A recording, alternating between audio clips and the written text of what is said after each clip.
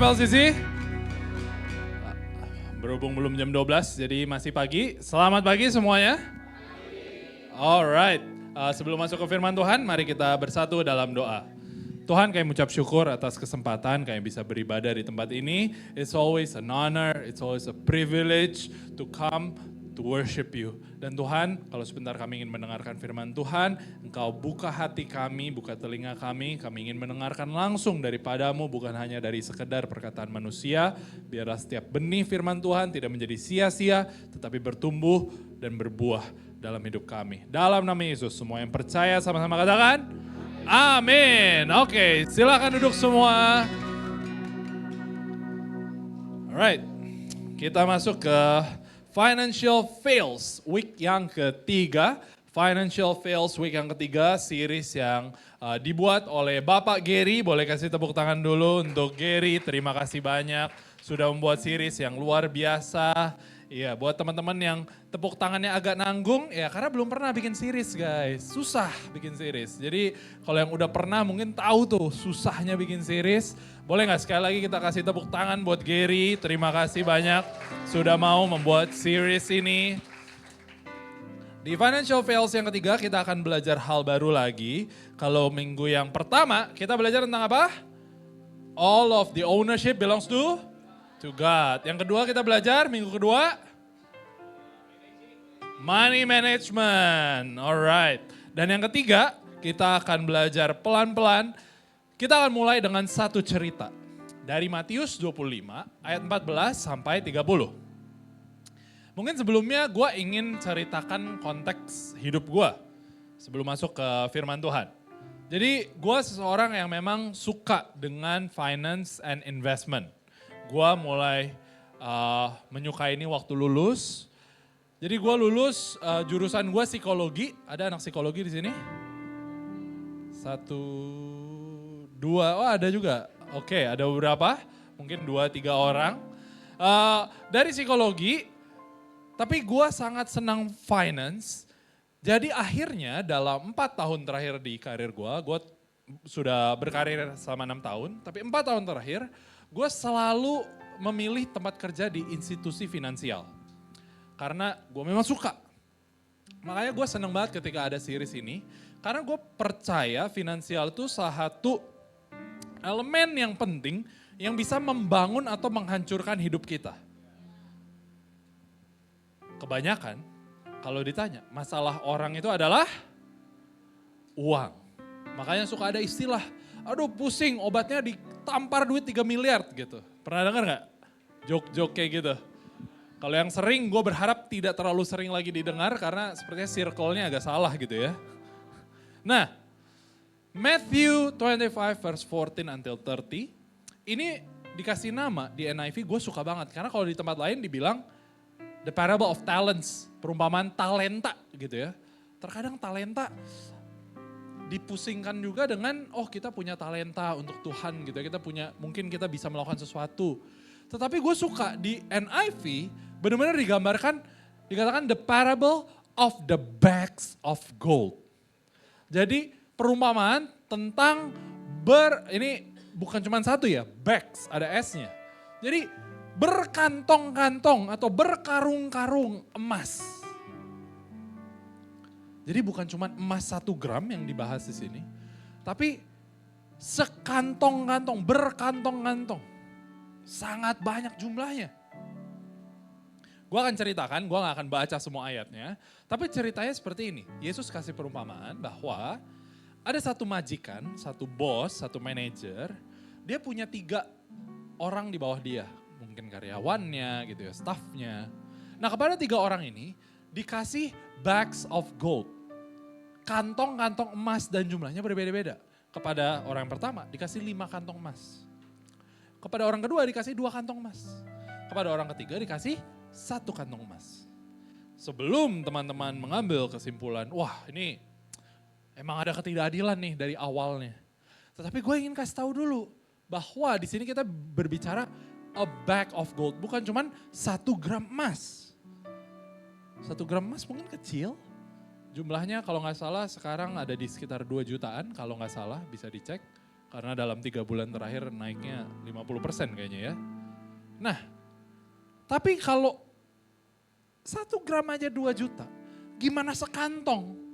Let's say misalnya kita timbang tas kita aja, tas kampus, tas sekolah dengan laptop, buku, apa gitu ya, alat tulis.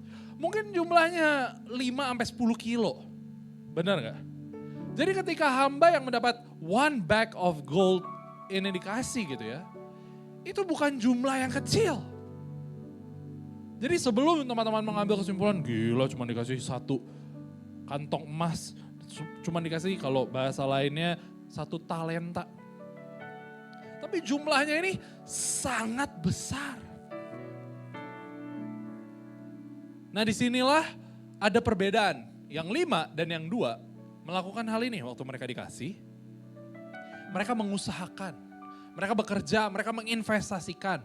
Sehingga waktu tuannya balik mereka bisa bilang gini, Tuan kasih aku waktu itu 5. Aku kerja, aku investasiin, aku usahakan, aku bikin duitnya bekerja. Dan sekarang aku menghasilkan 5 lagi. Jadi ini aku balikin ke Tuan 10. Yang 2 bilang hal yang sama, Tuan kasih aku 2. Aku usahakan, aku investasikan, dan dari 2 ini aku menghasilkan 2. Jadi ini aku kasih ke Tuan 4. Nah tapi yang 1 ini, yang 1 datang ke tuannya. Nah ini yang kita mau baca. Dimulai dari ayat 24, 25, lanjut terus sampai ayat 30. Gue akan baca dulu ayat 24 dan 25. Nanti gue akan minta teman-teman baca ayat 26 dan 27. 24, Then the man who had received 1 bag of gold came. Master, he said, I knew that you are a hard man, harvesting where you have not sown and gathering where you have not scattered seed. So I was afraid and went out and hid your gold in the ground. See, here is what belongs to you.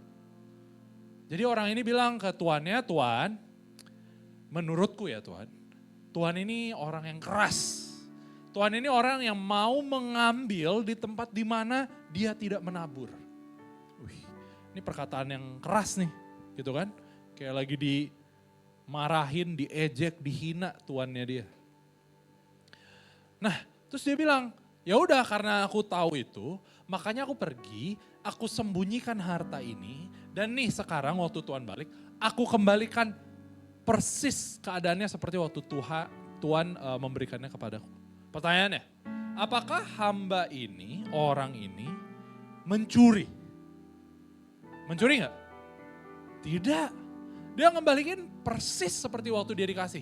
1 bag of gold. 1 kantong emas. Jadi orang ini tidak berbuat sesuatu yang kriminal. Gitu ya. Tetapi ini yang gue ingin kita bersama-sama baca. Respon dari tuannya. 26 dan 27. Mari kita baca bersama-sama. Oke, 1, 2, 3. His master replied, You wicked, lazy servant.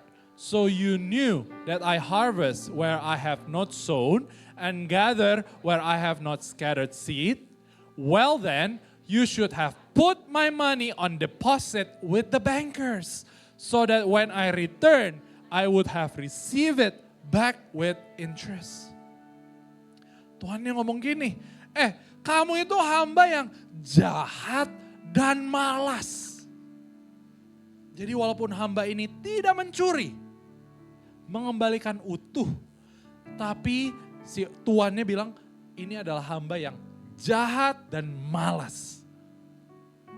Kenapa? Karena dibilang gini, you should have put my money on deposit with the bankers. Kalau kamu gak mau kerja, mendingan duitnya aku taruh di bank. Karena waktu aku balik, bank itu akan kasih bunga. Sedangkan kamu tidak ngapa-ngapain. Jadi ini yang gue ingin tanamkan. Firman Tuhan sampaikan. Bahwa ketika kita menerima sesuatu dari Tuhan, maka salah satu mandat yang Tuhan berikan adalah untuk kita memultiplikasi. Bukan hanya disimpan, lalu dipendam. Udah gak apa-apa, gak usah. Nanti pokoknya gue balikin sebagaimana gue diberikan. Gue akan bacakan ayat 28 sampai 30. So take the bag of gold from him and give it to the one who has 10 bags. For whoever has will be given more, and they will have an abundance. Whoever does not have, even what they have will be taken from them. And throw that worthless servant outside into the darkness, where there will be weeping and gnashing of teeth. Ini sesuatu hal yang sangat keras. Karena satu kantong emas tadi diambil, dikasih ke yang menghasilkan 10. Terus tuannya berkata, siapa yang punya kepadanya akan diberikan sampai berkelimpahan. Tetapi siapa yang tidak punya, apa yang ada padanya pun akan diambil. Terus dia perintahkan buat orang ini dilempar keluar ke dalam kegelapan. Gue bersyukur bahwa Alkitab bukan hanya mengajarkan kita, semua milik Tuhan. Atau mengajarkan kita sampai kepada, ini punya kamu, begini cara ngaturnya. Enggak. Tapi ada satu mandat, suatu hal yang sebenarnya juga Alkitab berikan. Yaitu untuk kita memultiplikasi. Jadi apa financial fail ketiga yang akan kita pelajari pada hari ini? Financial fail yang ketiga adalah doing nothing with what God entrusts. And bearing blessings instead of growing them. Jadi kalau kita mengubur berkat-berkat Tuhan, dibandingkan kita mengembangkan berkat-berkat Tuhan. Jadi ketika teman-teman diberikan berkat sama Tuhan, maka ada tanggung jawab juga untuk mengembangkan bakat itu, talenta itu, harta itu, berkat itu dalam bentuk apapun teman-teman diberikan. Ada satu mandat itu yang terkadang orang suka lupa. Akhirnya mereka tidak melakukan apa-apa. Dan ketika kita tidak melakukan apa-apa, apa yang tuannya bilang? You wicked and lazy. Kamu itu jahat dan pemalas. Gue mau coba fokus di bagian kedua, malas. Nah makanya di hari ini kita mau belajar soal investasi. Katakan sama-sama dengan gue, investasi. Coba colek dulu kanan kirinya, tanya, lu udah invest belum? Lu investasi apa? Investasi pakai skincare dong, biar tambah cantik, bro, gitu kan. Hari gini muka adalah aset lu, gitu. Atau mungkin kalau yang cowok invest di Pokemon card, lu tahu nggak naik terus harganya, gitu. Kita akan bahas soal investasi. Dan ini berhubungan dengan minggu lalu. Kenapa? Karena minggu lalu, kita membahas apa minggu lalu? Membahas apa? Membahas planning, budgeting. Nah gimana pengaturan keuangan yang diajarkan kemarin? 10%? Perpuluhan. 10%? Benih atau untuk diberi, untuk memberkati orang. 10% disimpan. Lalu 70% operasional atau untuk digunakan untuk keperluan. Kita udah tahu nih, 10%, 10%, 10%, 70% gitu. Oke. Nah, tetapi kita mau masuk lebih dalam di bagian 10% yang kita simpan. 10% yang kita tabung. Kita mau belajar strategi dalam menyimpan keuangan. Oke, siap belajar? Siap belajar? Oke, keluarkan catatannya, kita akan mulai belajar. Yang pertama adalah, you need to save until you have enough emergency fund. Then, start investing. Gue akan jelaskan pelan-pelan. Penjelasan gue berikutnya ini gak akan ada di slide, jadi silakan catat. Karena sewaktu ujian datang, ujiannya akan pahit. Emergency fund atau bahasa Indonesianya adalah dana darurat. Dari namanya aja, dana darurat. Berarti dana yang dikeluarkan ketika kita memiliki kebutuhan yang darurat. Nah, gue tahu nih, perspektif orang di sini akan darurat beda-beda. Ada yang nganggap gini, kok. Nanti ke small group leadernya, gila. Emergency kok, Kenapa? Itu game yang baru keluar. Gila, gue gak boleh miss out dari teman-teman gue. Gue harus beli nih, gue harus cairin dana darurat gue. Atau mungkin gitu ya. Ci, gila ini darurat banget. Itu skincare gue habis, gue harus beli lagi. Kalau gue skip 1 hari aja nanti muka jerawatan, gak bisa Ci. Harus banget, karena kan muka itu aset. Gimana nanti kalau jodohku lihat aku waktu aku lagi jerawatan. Jadi emergency, aku harus cairin dana darurat. Nah gue tahu spektrumnya sangat banyak. Dana darurat ini dikeluarkan untuk apa. Nah jadi ya gue hanya bisa bilang gunakanlah kebijaksanaan dalam mengeluarkan dana darurat. Tapi biasanya namanya darurat adalah berarti suatu keadaan yang bisa mengancam. Mengancam misalnya kita jadi gak bisa makan, kita jadi gak bisa punya tempat tinggal. Dan kebutuhan primer yang lain, kita gak bisa punya pakaian. Tiba-tiba pakaiannya robek gitu ya. Ya udahlah, lagi di luar gitu kan, gak bisa balik, langsung ke mall, beli. Ada yang pernah gitu celananya robek waktu lagi duduk gitu mungkin? Nggak ada? Oke, puji Tuhan, gue berharap tidak. Atau mungkin kita mau meeting ke kantor, kehujanan, basah kuyup. Gue pernah kayak gitu. Ya itu mungkin menurut teman-teman masuk keadaan darurat, bisa digunakan. Tapi hal yang penting adalah sebelum kita mulai berpikir investasi, kita perlu menyiapkan dana darurat. Kenapa? Karena ada beberapa alasan. Yang pertama, investasi selalu mengandung elemen yang namanya resiko. Oke? Berarti uang yang kita taruh bisa berkurang. Kalau uangnya berkurang, bisa jadi nanti nggak cukup untuk memenuhi kebutuhan kita. Namanya dana darurat, dana yang akan digunakan untuk keadaan darurat. Berarti kita mau uangnya cukup, benar nggak? Bukan uang yang ketika kita mau ambil berkurang 50%. Lah, gimana jadi kurang? Nah, lalu yang kedua, kalau kita nggak ada dana darurat, maka bisa jadi kalau kita langsung berinvestasi nih ya, kita jadi harus mencairkan investasi dengan konsekuensi tertentu. Contoh, ada beberapa aset investasi yang baru untung kalau dipegang sangat lama.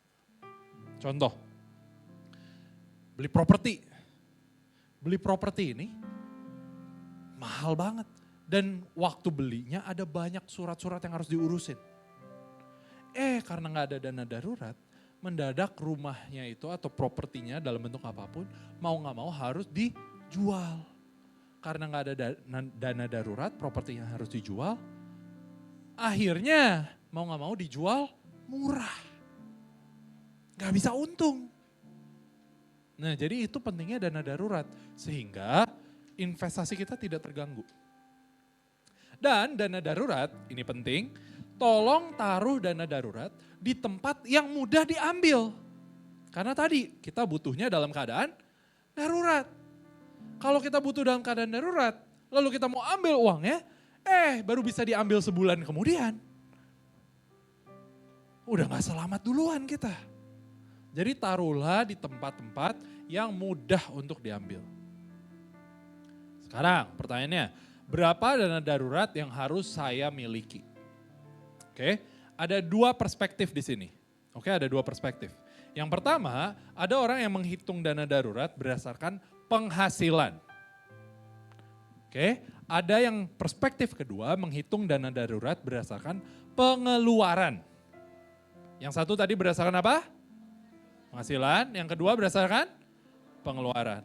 Oke, gue akan sampaikan tidak ada yang salah, tidak ada yang benar. Karena ini pun bukan sesuatu yang dibahas di Alkitab, kamu harus menghitung berdasarkan ini, enggak. Oke, jadi teman-teman boleh memilih. Nah, gue pribadi, ini pribadi, oke. Gue pribadi menghitung dana darurat gue berdasarkan pengeluaran. Kenapa?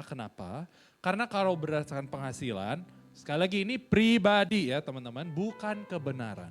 Kalau berdasarkan penghasilan, gue waktu itu pernah menghitung Oh, berarti kalau penghasilan gue bertambah, dana darurat gue harus tambah.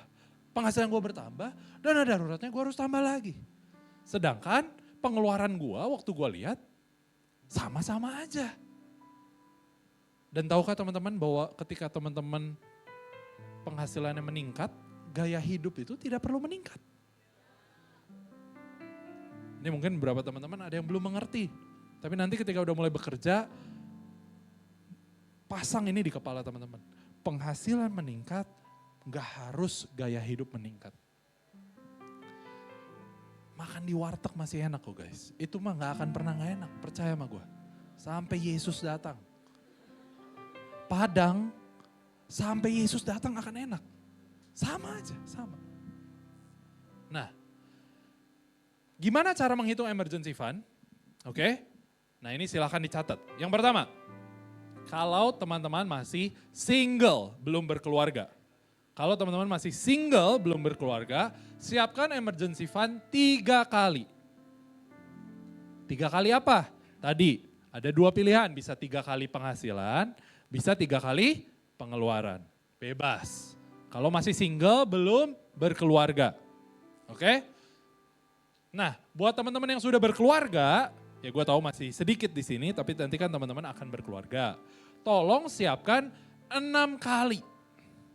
6 kalinya bisa dari penghasilan, bisa dari pengeluaran. Nah berikutnya ketika punya anak. Nah punya anak ini ada perspektif yang beda-beda. Ada yang bilang 9 kali, ada yang bilang 12 kali. Nah ini gue kembalikan ke teman-teman aja, diskusikan nanti kalau emang udah menikah dengan pasangan, mau siapin berapa. Tapi itu dana darurat, oke? 9 sampai 12 kali kalau udah punya anak. Oke, mari kita rekap, kita ulang. Kalau single berapa kali? 3. Kalau punya pasangan menikah tapi belum punya anak berapa kali? 6. Lalu kalau punya anak berapa kali? 9 atau 12. Itu anak 1 ya, kalau anak 2 sekali lagi diskusikan. Mau 24, mau 18 silahkan diskusikan, oke? Nah itu pentingnya punya emergency fund baru kita berinvestasi. Kita akan masuk ke part yang berikutnya. Jadi kalau tadi kita udah belajar yang general, sekarang gue ingin membahas hal yang spesifik, yaitu investment failure. Apa aja sih kegagalan yang ada dalam berinvestasi? Dan kita akan melihat ayat-ayat firman Tuhan yang membahas soal ini. Oke, mari kita mulai dari Amsal 4 ayat 7. Proverbs 4 verse 7. Gue akan bacakan, the beginning of wisdom is get skillful and godly wisdom. It is preeminent. And with all your acquiring, get understanding. Jadi di antara semua hal yang teman-teman bisa dapatkan, Alkitab bilang gini, dapatkanlah pengertian. Dijelasin pengertian apa sih maksudnya? Actively seek spiritual discernment. Itu yang pertama terkait hal spiritual. Yang kedua, mature comprehension. Pengertian yang dewasa.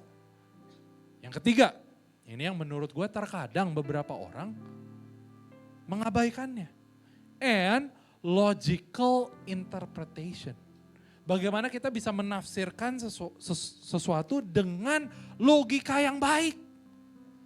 Jadi tahukah bahwa Alkitab tuh menyuruh kita buat punya logika, pintar. Gue tahu ada satu gereja punya salah satu tagline mereka adalah seperti ini. Dilarang goblok. Hah? Ada yang kaget, tapi beneran ada. Gereja besar yang gue respect, senior pastornya gue respect. Mereka punya tagline gitu. Boleh melakukan kesalahan, tapi dilarang goblok. Dan ternyata tahukah teman-teman bahwa itu Alkitabiah. Alkitab aja bilang, hey you need to have logical interpretation. Kita harus bisa menginterpretasi sesuatu dengan logika yang baik. Jadi maksudnya apa kalau kita terjemahkan ke dalam investment failure? So here's the first investment failure that you can do is to invest in what you don't understand. Oh, gue taruh aja duit gue. Ini Ini orang-orang lain dapat profit 50%, udahlah gue taruh aja. Gue juga pasti dapat lah 50% minimal. Enak aja. Udah dipelajarin belum itu apa? Gimana cara kerjanya? Kok dia bisa dapat 50%? Ada orang yang rugi nggak? Kok orang lain bisa rugi, yang ini bisa untung? Coba pelajari. Invest in what you don't understand is the first financial investment failure. Oke, mari kita baca bersama-sama investment failure nomor 1 di depan. 1, 2, 3. Invest in what you don't understand. Jangan ya, itu yang jangan. Oke? Nah, untuk mengetahui kalau gitu gimana, gue harus berinvestasi di mana? Yang pertama, you need to understand your risk profile. Teman-teman perlu tahu apa profil resiko teman-teman. Nah, ini ada 6 pertanyaan yang gue sudah siapkan. Gue udah kirim slide ini ke semua small group leader. Jadi tenang aja, abis ini teman-teman bisa minta slide-nya. Oke, ini 6 pertanyaannya. Yang pertama, bagaimana kamu melihat pendapatan kamu di masa depan? Yang kedua, berapa lama kamu berencana untuk berinvestasi? Yang ketiga, apa tujuan investasi yang kamu lakukan? Yang keempat, seberapa sering kamu memperhatikan investasimu? Yang kelima, bagaimana sikapmu terhadap pergerakan harga dalam investasi? Yang terakhir, berapa persentase keuntungan dan resiko yang tepat buat kamu? Oke, nanti ini bisa dibahas, coba dicari-cari. Dari sini teman-teman bisa tahu kira-kira teman-teman itu berani ambil resiko tinggi atau enggak. Oke, sekarang kita baru mau masuk ke instrumen investasi. Nah, ini yang sedikit ribet, tapi gue yakin kita semua di sini mau belajar. Amin. Amin. Instrumen investasi ada banyak. Nah, tapi satu hal kenapa tadi penting untuk kita tahu profil resiko kita, karena di y-axis, di sumbu Y itu adalah return atau profit, keuntungan. Di x-axis, sumbu X itu ada risk, resiko. Here's the thing, tadi kenapa gua katakan kita perlu tahu terlebih dahulu profil resiko kita. Karena semakin tinggi resiko, maka semakin besar potensi return atau profit atau keuntungan yang bisa kita dapatkan. Sebaliknya, semakin rendah resiko, semakin rendah juga potensi keuntungan yang bisa kita dapatkan. Nah, ini itu berbanding lurus, teman-teman. Jadi teman-teman tidak bisa mau dapat keuntungan sebesar-besarnya, tapi resikonya sekecil-kecilnya, bahkan gak ada resiko. Tidak ada, Ferguson. Oke? Gak ada. Nah, ini yang kita mau pelajari. Gue akan coba jelaskan sedikit pelan-pelan. Kalau buat teman-teman yang udah expert, ya udah terima aja. Yang pertama kita akan mulai dari tabungan bank. Tabungan bank itu aman karena ya udah, bank kan cuma terima uangnya akan disimpan aja. Nah, apakah ada resiko? Ada, bank bisa bangkrut. Cuman resikonya rendah. Nah, bank, kalau teman-teman taruh uang di bank, itu ada bunganya sebenarnya. Tapi biasanya di usia kita, bunganya kalah sama biaya admin. Biaya adminnya lebih gede, biasanya. Nah, bunganya itu sangat rendah, sehingga kalau mendapat bunga yang tinggi dari tabungan bank, mungkin teman-teman harus taruh di bank itu 5 miliar, 10 miliar gitu ya. Sangat besar. Oke, itu tabungan bank yang paling rendah risikonya. Yang kedua, ada deposito bank. Apa bedanya dengan tabungan yang biasanya di rekening? Deposito itu berarti uangnya akan dikunci. Teman-teman tidak bisa ambil uangnya dalam periode waktu tertentu. Karena nggak bisa diambil, bank berani kasih bunga lebih tinggi. Jadi teman-teman bisa menghasilkan uang lebih banyak dibandingkan menaruh di tabungan doang. Tapi tadi uangnya di lock, dikunci. Semakin lama teman-teman mau mengunci uangnya dan semakin besar uang yang teman-teman mau taruh di deposito, semakin besar juga bunga yang berani bank keluarkan. Nangkap nggak? Misalnya kita invest 10 juta di deposito, dibandingkan dengan 1 juta, bank mau keluarin bunga lebih besar untuk si 10 juta.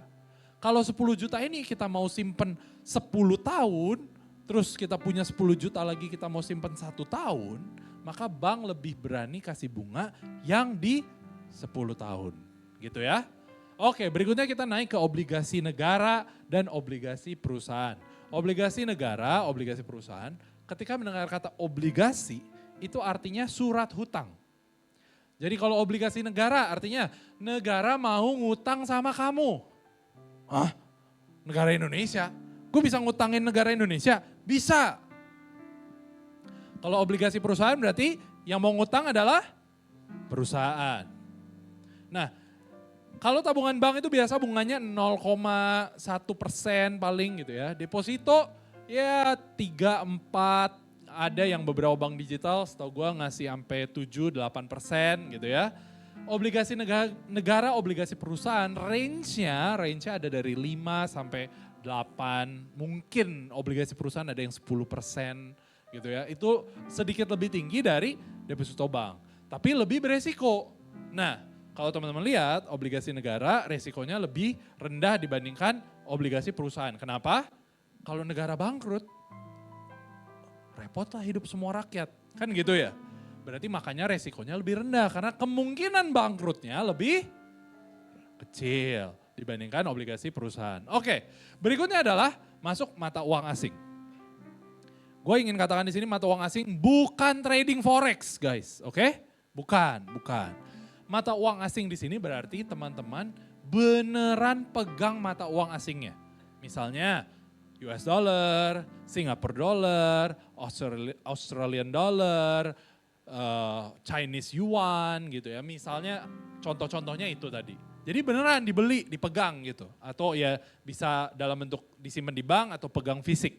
Nah itu juga termasuk salah satu investasi. Oke? Berikutnya kita masuk reksadana pasar uang, reksadana pendapatan tetap. Nah gue perlu menjelaskan dulu konsep apa itu reksadana. Reksadana, ada yang pernah dengar mungkin gue survei dulu sedikit. Ada yang pernah dengar reksadana? Boleh angkat tangan? Yang pernah mendengar?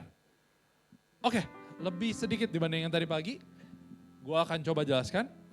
Reksadana adalah perusahaan yang menampung uang dari orang-orang, lalu mereka investasikan. Jadi teman-teman quote and quote tidak perlu pusing. Karena reksadana ini yang akan ngurus investasi teman-teman. Nah sebagai gantinya kan mereka kerja nih ya kan ngurusin investasi. Nah teman-teman dikenain admin fee. Jadi ada bayaran. Nah jumlahnya beragam, ada yang 1%, ada yang 2% dari total uang yang teman-teman taruh di reksadana. Oke, itu secara konsep dulu.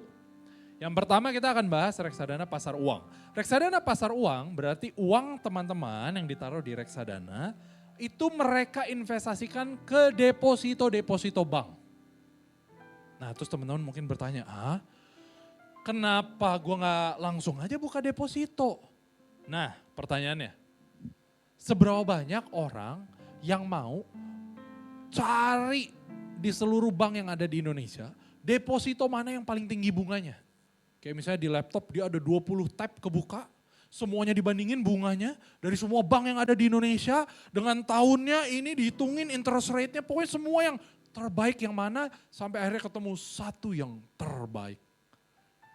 Apakah ada orang yang cukup serajin itu? Tidak ada? Makanya ada reksadana. Karena mereka yang melakukan pekerjaan ini. Ini sedikit aja buat tahu pengaturan uang gereja kita. Gereja kita juga punya deposito. Tahu nggak gereja kita go through all that stuff. Mereka akan cari semua bank, lihat deposito mana yang paling menguntungkan. Jadi itu salah satu kerjaan tim finance gereja kita. Teman-teman nggak tahu, nggak kelihatan. Tapi tahu nggak buat running gereja kita ini butuh budget. Jadi gue bersyukur juga kita punya gereja yang sangat amat apik dalam mengatur keuangan. Kita lanjut. Tadi pasar uang, jadi mereka akan investasikan di deposito. Nah mereka ini bisa dapat bunga lebih tinggi. Kenapa? Karena kalau kita mau nabung, misalnya Joshua Hezer nabung 10 juta di deposito bank A. Dapat bunga ya kecil lah. Tapi kalau Joshua Hezer punya 10 miliar, si bank akan berani kasih lebih gede bunganya. Nah makanya reksadana ini ngumpulin nih dana dari banyak orang, Jadi sekali datang ke bank, mereka dapat bunga yang bagus. Dibandingkan satu orang buka deposito, satu orang buka deposito gitu. Kalau reksadana pendapatan tetap adalah uangnya itu diinvestasikan ke obligasi negara dan perusahaan. Jadi itu bedanya pasar uang dan pendapatan tetap. Oke, sekarang latihan berpikir. Kan udah pada mulai ngantuk nih. Nah, latihan berpikir. Kenapa reksadana pendapatan tetap dan reksadana pasar uang resikonya lebih tinggi daripada kita mengambil deposito langsung atau membeli obligasi negara secara langsung? Kenapa?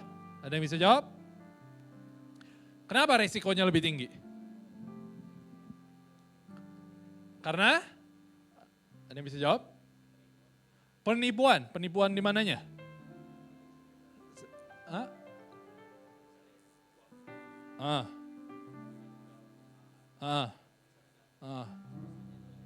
Nah, betul. Sebenarnya nggak selalu menipu, tetapi lebih ke arah, berarti kita bukan hanya harus percaya perusahaan atau negaranya atau bank yang duit kita ada di sana, tapi kita juga harus percaya sama apa? Perusahaan reksadananya. Makanya risikonya lebih tinggi. Karena udah cari reksadana bagus, tapi kita pun perlu make sure, perlu mastiin reksadana ini menginvestasikan uangnya di perusahaan atau obligasi negara atau deposito yang bagus, gitu kan? Nah itu jadi resikonya lebih tinggi. Oke, kita masuk ke aset berikutnya, emas. Baik fisik, sekarang ada beberapa yang digital, gue juga tahu. Gue rasa emas nggak perlu terlalu dijelasin, teman-teman bisa cari tahu dengan ini udah dari zaman baheula soalnya. Gue akan masuk berikutnya reksadana campuran, berarti ya tadi reksadana konsepnya sama, tapi mereka campur, berarti mereka beli saham, mereka beli obligasi, mereka taruh deposito gitu, semua dicampur. Berikutnya reksadana saham. Nah reksadana saham, ya seperti namanya saham berarti mereka membeli saham. Berikutnya ada saham perusahaan. Jadi kita beli saham perusahaan secara langsung. Misalnya, ini bukan rekomendasi untuk membeli ya teman-teman, gue hanya ambil beberapa contoh perusahaan yang bisa teman-teman beli. Contoh yang terkenal aja, misalnya ada BCA, ada Unilever, ada Indofood, ada BRI, ada Telkom. Nah ini contoh perusahaan-perusahaan yang sekarang sahamnya itu teman-teman bisa beli. Gitu ya. Sekali lagi, contoh, bukan ajakan jual beli, bukan rekomendasi. Oke, gua hanya memberikan contoh. Nah sekarang, mari kita berpikir lagi. Susah amat sih dari tadi nih khotbahnya mikir terus. Oke, gue akan balik sedikit ke ayat tadi. Gue berharap kenapa kita perlu belajar supaya waktu kita menghadap ke Tuhan, Tuhan gak ngomong kayak gini ke kita. You wicked and lazy servant. Makanya kita belajar. Oke? Berikutnya, saham perusahaan. Kenapa saham perusahaan resikonya lebih tinggi daripada reksadana saham? Tadi kan reksadana pasar uang, reksadana pendapatan tetap, resikonya lebih tinggi nih daripada kita beli langsung obligasinya atau taruh langsung deposito. Tapi kenapa kalau berhubungan dengan saham perusahaan, kok justru reksadana saham resikonya lebih rendah? Ada yang bisa jawab? Ada asuransi, oke. That's one thing yang agak tricky. Ada yang mau jawab lagi? Tidak ada? Oke, jawabannya adalah karena ketika teman-teman beli saham perusahaan, teman-teman beli satu saham perusahaan. Oke? Tapi ketika teman-teman beli reksadana saham, jarang sekali reksadana saham atau bahkan tidak ada reksadana saham yang hanya menginvestasikan uangnya ke satu perusahaan.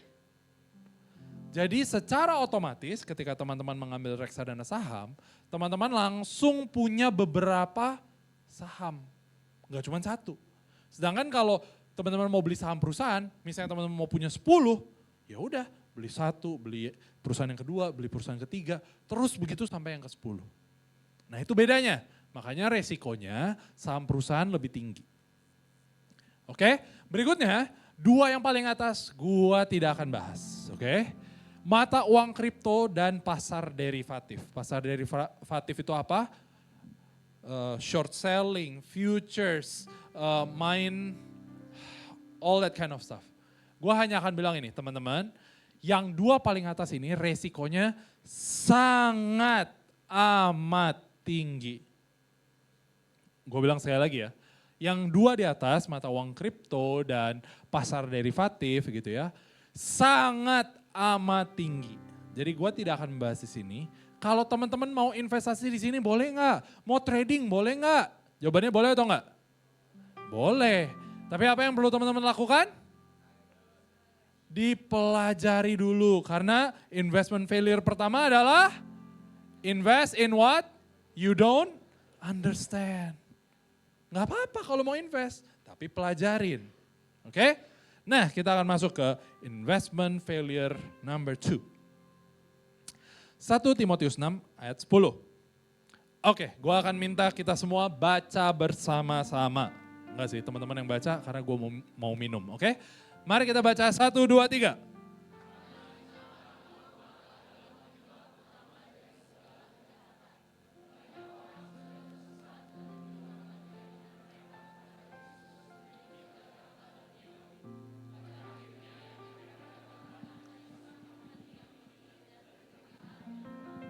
Wow, cinta akan uang.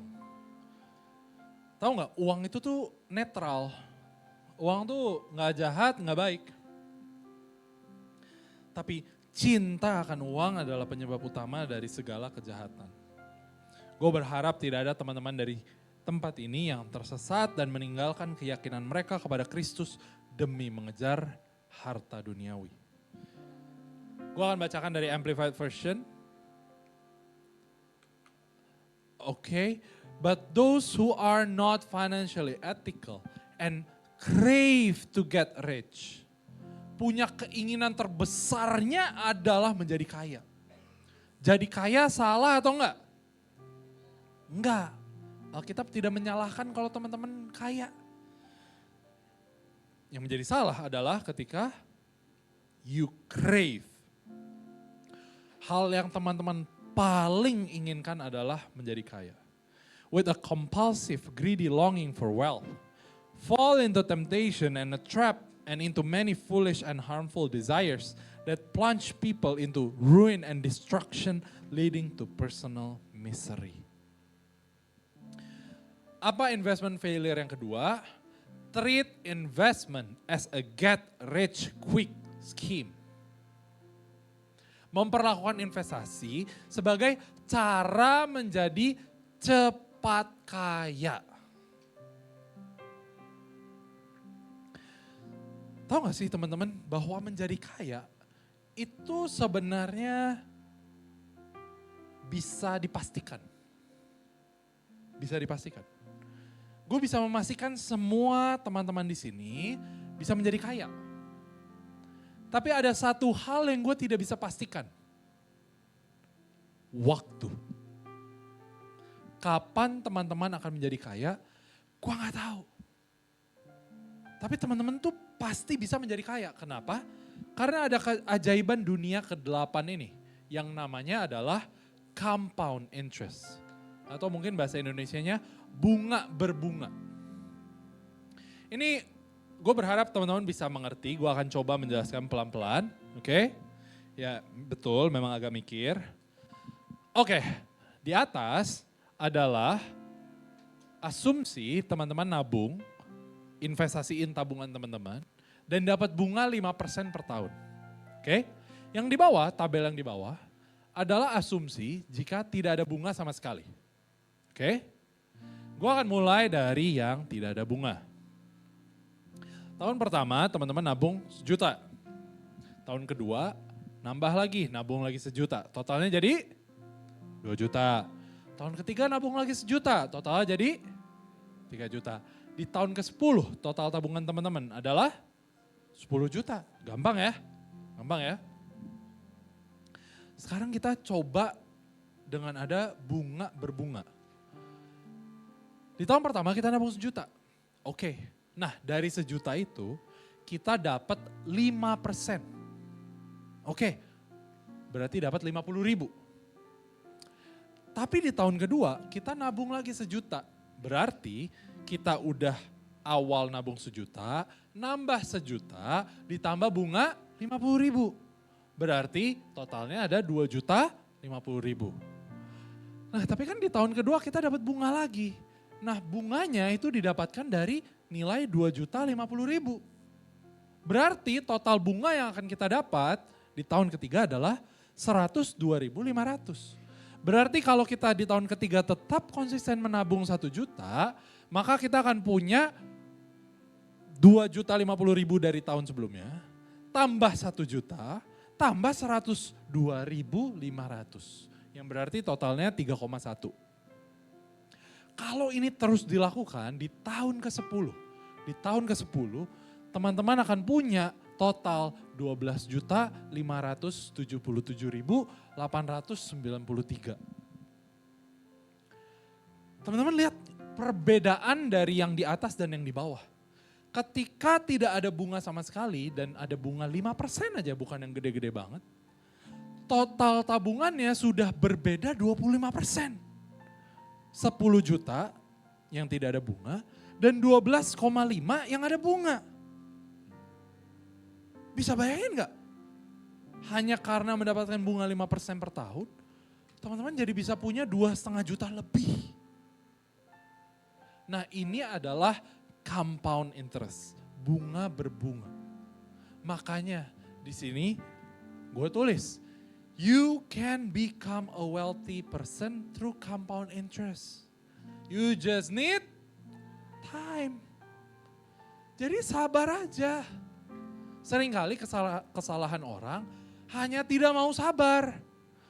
Akhirnya mulailah dia trading forex dengan 100 kali leverage. Buat yang gak ngerti, gak apa-apa, aman berarti teman-teman, lupain aja. Ini gue hanya ngomong ke beberapa, mungkin di sini ada crypto bro gitu kan, forex sis gitu ya. Nah ini gue mau ngomong nih, gak masalah mau trading, mau apa ini itu, selama teman-teman ngerti dan manage resikonya. Karena toh teman-teman akan kaya kok dengan compound interest. Oke, masuk ke investment failure yang terakhir. Siapa yang bersyukur sudah masuk bagian akhir? Oh enggak, pengennya belajar terus. Puji Tuhan. Oke, bagian terakhir, Proverbs 15 verse 22 from New Living Translation. Plans go wrong for lack of advice. But many advisors bring success. Siapa yang di sini mau sukses? Semua mau? Kitab Amsal bilang apa? Kalau mau sukses harus punya banyak advisors. Atau bahasa Indonesia penasehat. Berarti apa investment failure berikutnya? Investment failure number 3, the last one. Think that you understand everything. To the point that you do not listen to advice. Udah banyak loh orang di luar sana kena tipu. Udah banyak loh orang di sana sukses investasinya, mereka berhasil. Kenapa enggak tanya? Kenapa enggak mendengarkan? Nah ini satu saran yang gue mau kasih teman-teman. Here's an advice. If something is too good to be true, it probably is. Kalau ada satu hal yang terlalu bagus untuk dipercaya, mungkin emang seharusnya teman-teman gak percaya. Do not trust high return with low effort so easily. Jangan percaya kalau ada orang nawarin return atau profit, keuntungan yang sangat besar tanpa teman-teman perlu bekerja keras. Gue akan ambil contoh satu investor yang beberapa orang mengutip ini yang terbaik di dunia, namanya Warren Buffett. Tahu gak kenapa dia bisa jadi investor terbaik di dunia? Karena gue suka finance, investment, gue baca beberapa artikel dan nonton beberapa video tentang Warren Buffett. Warren Buffett dari umur dia 20 tahun, 20 tahunan, gue agak lupa detailnya. Dari dia 20 tahunan, dia sudah membaca laporan keuangan perusahaan. Dan sampai sekarang, dia umur 90 tahun. Tahu teman-teman apa yang dia lakukan? Dari Senin sampai Jumat, dia masih kerja full work from the office, kerja kantoran, dan di kantor dia kerjaan dia adalah baca laporan keuangan. Setiap hari. Dari umur 20-an sampai sekarang umur 90 tahun pun masih dilakukan. Itu yang membuat dia bisa jadi investor terhebat di dunia. Lalu ada orang datang ke teman-teman, bro, lu taruh duit aja ke gua sini. Dalam 2 hari uang lu 50%. Percaya sama gue, di akhir tahun lu taruh 1 juta aja. Di akhir tahun lu miliarder bro. Percaya aja bro, the power of bro ini loh. Nah ini beberapa hal yang gue waktu itu pernah highlight gitu ya. Gue mau highlight ulang. Ini memang kasusnya udah lama, tapi karena udah lama, udah terbukti gitu ya. Makanya gue pun bisa tampilin di sini. Contoh, ada kasus binomo. Waktu itu trading gitu lah. Berikutnya, ini waktu zaman pandemi terkenal banget ada investasi bodong Sunmod, alat kesehatan. Jadi by grup WA gitu kayak dibilang, invest dong alat kesehatan, gue udah punya tender dari pemerintah. Tenang aja duitnya hanya digunain buat cover sementara, abis itu nanti waktu uang tendernya turun gue balikin dengan return segini. Tenang aja, lu tenang aja pokoknya nanti akan gue kasih. Nah model-model begini nih. Lalu yang di paling ya kiri gua atau kanan teman-teman, ini ada satu cerita yang sangat bagus kalau teman-teman suka investasi, suka finance, bisa nonton, bisa baca. Itu tentang Bernie Madoff, itu bagus banget. Dia bikin scam penipuan terbesar di dunia setahu gua, terbesar. Karena yang dia tipu pun itu negara bahkan tuh ditipu sama dia. Oke, jadi ya ini adalah beberapa contoh aja. Kita akan masuk ke challenge. Apa challenge kita? Ada 2 yang gue ingin kita sama-sama kerjakan. Yang pertama, start saving a small amount of money next month. Ini kan udah tanggal 16 November nih. Jadi mungkin, aduh bulan ini gue udah habis jajan bakso. Ya kan? Duit gue udah gak ada. Itu tukang bakso sampai beli motor baru gara-gara gue gitu ya. Ya oke, gak apa-apa. Oke, nggak apa-apa. Kita mulai bulan depan. Oke, tapi mulai nabung. Bisa janjian sama small groupnya. Bro, gue pokoknya mau nabung segini ya. Ci, aku mau nabung segini ya. Nanti di akhir bulan, pokoknya aku harus kasih tunjuk. Rekeningku ada segini ke Cici. Kalau sampai nggak segini, tabok aku. Ya pokoknya bikinlah di small group gitu ya. Tantangan untuk bisa menabung. Yang kedua, start investing after you have enough emergency fund. Jadi coba misalnya setahun ke depan dari Januari sampai Desember, coba bikin target. Aku mau kekumpul emergency fund di akhir tahun 2026. Terus mungkin ngomong ke teman small groupnya gitu ya. Lihatin gue ya kalau gue boros. Gue pokoknya harus nabung, harus bisa emergency fund tahun depan. Kalau gue minum kopi mahal, lempar aja kopinya ke muka gue. Ya itu maksudnya gue refer ke diri gue sendiri kok. Ke Joshua Hazer si penyuka kopi ini. So, we have discussed so many things. I'm gonna go back to the bottom line from today's sermon. The bottom line is faithful stewards multiply what's been entrusted to them, not bury it. Amen? Oke, gua ajak kita sama-sama memperkatakan bottom line kita dalam hitungan 1, 2, 3. Faithful stewards multiply what's been entrusted to them, not bury it. Amen, amen. Boleh kasih tepuk tangan buat Tuhan? Gondang kita bangkit berdiri, kita mau tutup ibadah kita.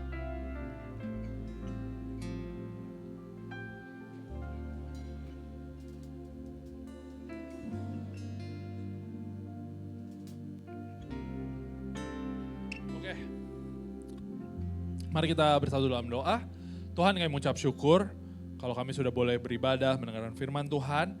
Tuhan, aku berdoa biar firman Tuhan dapat menjadi terang yang menerangi hati kami, sehingga kami dapat bijak dalam mengatur keuangan kami, bijak dalam berinvestasi, sehingga Tuhan aku berdoa bahwa di komunitas ini akan lahir orang-orang yang kaya, karena mereka bijak dalam mengatur keuangan, sehingga mereka dapat menjadi berkat untuk orang-orang di luar sana yang mengalami kekurangan. Tuhan, kami berdoa Tuhan, di tengah situasi apapun dalam kehidupan kami Tuhan, biarlah kami terus-menerus memiliki hikmat daripadamu, sehingga kami dapat membedakan mana yang merupakan kebutuhan, mana yang merupakan keinginan, di mana kami harus menginvestasikan uang kami, hal apa yang bisa kami percaya dan hal apa yang tidak. Tuhan, biarlah kami berdoa hikmat-Mu terus-menerus ada pada kami. Terima kasih Tuhan atas hari ini kami bisa menyelesaikan ibadah ini. Mengucap syukur Tuhan untuk gereja ini. Kami berdoa Tuhan untuk gereja ini WTC. Biarlah Tuhan terus berkat Tuhan turun ke atas gereja ini. Kami berdoa untuk pemimpin di gereja ini. Biarlah terus roh takut akan Tuhan ada dalam setiap pemimpin di gereja ini. Dan kami percaya perlindungan-Mu, penyertaan-Mu juga sempurna atas setiap pemimpin di gereja kami. Atas gereja kami juga Tuhan. Dan Tuhan, kami juga ingin berdoa untuk bangsa kami Indonesia Tuhan. Kami mengucap syukur Tuhan atas bangsa yang kami ada di dalamnya. Tuhan, kami tidak ingin mengutuk bangsa kami, tapi kami ingin memperkatakan berkat untuk bangsa kami. Kami percaya tangan-Mu ada di atas bangsa kami. Kami percaya Engkau tetap menjadi Tuhan atas bangsa kami. Kami berdoa untuk pemerintahan, agar kami bisa melihat pemerintahan yang baik, yang bersih, yang penuh integritas terlahir di Indonesia. Kami juga berdoa untuk setiap orang, stakeholders yang ada di Indonesia, orang-orang yang mengatur negara ini, biar mereka memiliki hikmat dan roh takut akan Tuhan ada pada mereka. Terima kasih Tuhan, kalau sebentar kami akan mengakhiri ibadah kami. Kami percaya penyertaan perlindungan berkat-Mu akan senantiasa menyertai kami. Dan Tuhan, kami ingin mengangkat kedua tangan kami untuk menerima berkat daripada-Mu. Mari semua jemaat Tuhan, saya mengajak kita mengangkat kedua tangan kita untuk menerima berkat yang terbaik dari Tuhan. Diberkatilah hidup-Mu, diberkatilah pekerjaan-Mu, berkati kuliah-Mu, pendidikan-Mu, apapun yang Kau lakukan, Tuhan yang akan buat berhasil. Biarlah Engkau terus diangkat menjadi kepala dan bukan ekor. Engkau akan menjadi terang dan garam Tuhan dimanapun Tuhan menempatkan-Mu. Biarlah kiranya berkat yang terbaik dari Allah Bapa, berkat yang terbaik dari Yesus Kristus, dan berkat yang terbaik dari Roh Kudus menyertai hidup kita semua, mulai dari hari ini bahkan sampai selama-lamanya. Semua yang percaya sama-sama katakan, amin. Selamat hari Minggu, Tuhan Yesus memberkati.